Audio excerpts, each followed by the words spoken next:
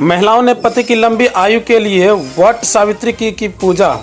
पति की लंबी आयु के लिए महिलाओं ने वट सावित्री पूजा शुक्रवार को घेलार प्रखंड क्षेत्र में धूमधाम से मनाया गया।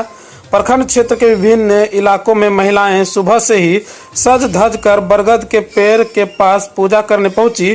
प्रखंड क्षेत्र के इलाके में मौजूद कई वट वृक्षों के पास इस दौरान महिलाओं की काफी भीड़ रही। बरगद के वृक्ष के चारों ओर सूत के धागे के साथ परिक्रमा करते हुए महिलाओं ने अपने पति की लंबी आयु की कामना की।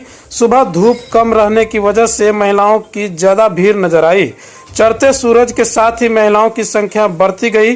गर्मी के असर से दूर महिलाएं वट वृक्ष की पूजा के लिए आतुर दिखी। महिलाएं वट वृक्ष की पूजा के बाद मंदिरों के दर्शन भी करती नजर आई। पूरी तन्मयता से सावित्री सत्यवान कथा का श्रवण कर उन्होंने यक्ष वट वृक्ष के चारों ओर घूमकर रक्षा सूत्र बांधा और आशीर्वाद मांगा। प्रखंड मुख्यालय बाजार व कस्बे के साथ ही ग्रामीण क्षेत्र में महिलाओं ने व्रत रख भगवान विष्णु की विधि विधान से पूजा अर्चना की और उससे सौभाग्यवती होने का आशीर्वाद मांगा। महिलाएं सुबह से ही सज सवर कर घर में पकवान बनाने के बाद वट वृक्ष के नीचे पहुंची पूजा अर्चना शुरू की। अक्षत रोली से तिलक करने के बाद महिलाओं ने पंचामृत से भगवान विष्णु का पूजन वंदना किया। वट वृक्ष में धागा लपेटते हुए महिलाओं ने अखंड सौभाग्य की कामना कर व्रत रखा।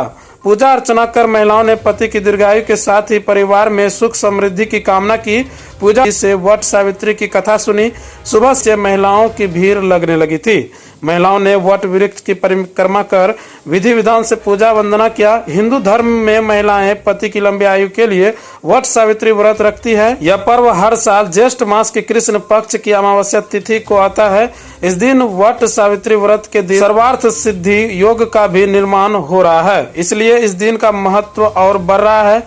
मान्यता है कि इस योग में किए गए कार्य पूर्ण होते हैं। इस पूजा को करने के लिए विशेष विधि विधान है, जिसका पालन सख्ती से किया जाता है। वट सावित्री के पूजन सामग्री में बांस का पंखा, लाल कलावा, सुहाग का सामान, मूर्तियां, धूप, दीप, घी, कच्चा सूत, चना, बरगद का फल, जल से भरा कलश आदि शामिल किया जाता है।